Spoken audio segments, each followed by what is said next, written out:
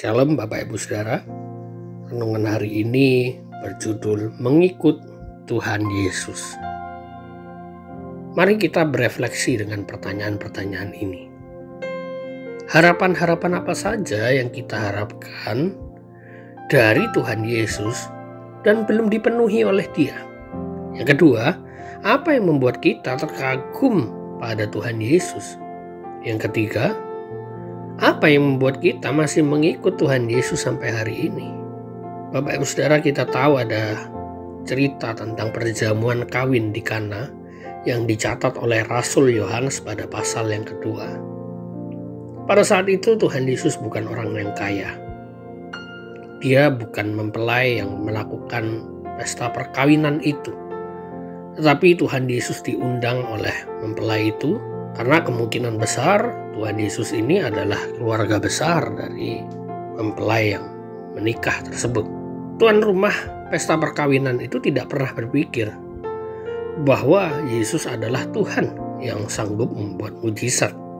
Jadi pada saat itu Tuhan Yesus datang ke perkawinan di Kana itu, atau bisa dikatakan diundang, bukan karena kepopulerannya. Karena jika dia adalah sosok yang populer, tentu Tuhan Yesus tidak berada di tempat tempayan anggur. Dia akan berada di tempat tamu-tamu undangan terhormat. Pada saat itu Tuhan Yesus belum melakukan satu mujizat pun. Tuhan Yesus juga bukan orang yang kaya. Tetapi pada ayat yang kedua dicatat bahwa Yesus dan murid-muridnya diundang juga ke perkawinan itu. Tuhan Yesus sudah punya murid, sudah punya pengikut, walaupun dia belum membuat mujizat dan tidak ada kekayaan. Jadi sebelum membuat mujizat, Tuhan Yesus sudah memiliki murid-murid yang sejati, murid-murid yang beriman besar, yang mengikut Tuhan Yesus meskipun belum menyatakan satu pun tanda-tanda bahwa Dia adalah Mesias.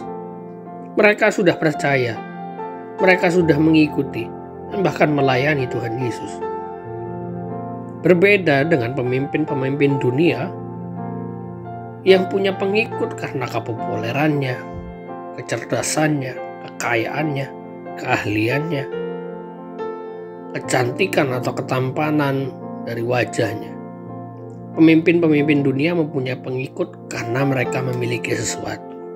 Tetapi lihat, Tuhan Yesus berbeda.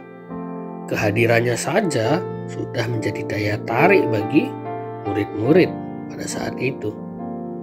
Kita belajar dari para murid Kristus yang sejati, bahwa tanpa mengharapkan sesuatu, beriman saja, itu adalah murid yang sejati.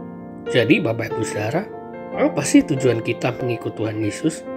Apakah agar Tuhan Yesus menyelesaikan masalah kita? Atau kita melayani karena kita lari dari masalah? Bapak Ibu Saudara, kita belajar juga dari Maria yang datang kepada Tuhan Yesus yang juga diceritakan dalam Yohanes pasal kedua ini. Maria datang bawa masalah. Kita pun kadang-kadang menjadi pengikut Kristus karena kita mau bawa masalah.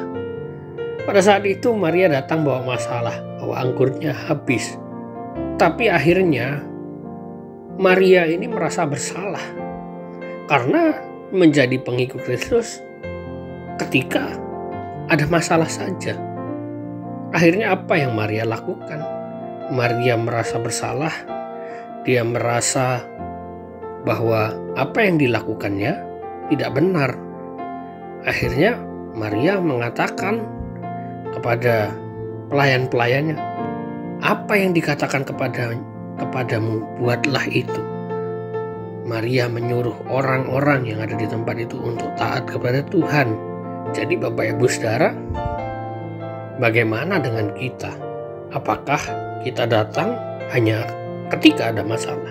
Memang ketika kita ada masalah harus datang kepada Tuhan, jangan datang kepada yang lain. Tapi kalau datang kepada Tuhan ketika hanya punya masalah, kita sebenarnya sedang dalam masalah. Bapak Ibu Saudara, Mari kita telaah apa motivasi kita mengikut Tuhan. Kita perlu belajar dari murid-murid sejati itu.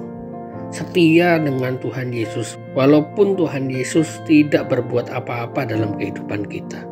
Dan kita perlu yakini bahwa kita punya masa depan, keselamatan, dan jaminan bahwa kita akan meraih kehidupan kekal nanti di dalam Tuhan Yesus. Tuhan Yesus memberkati.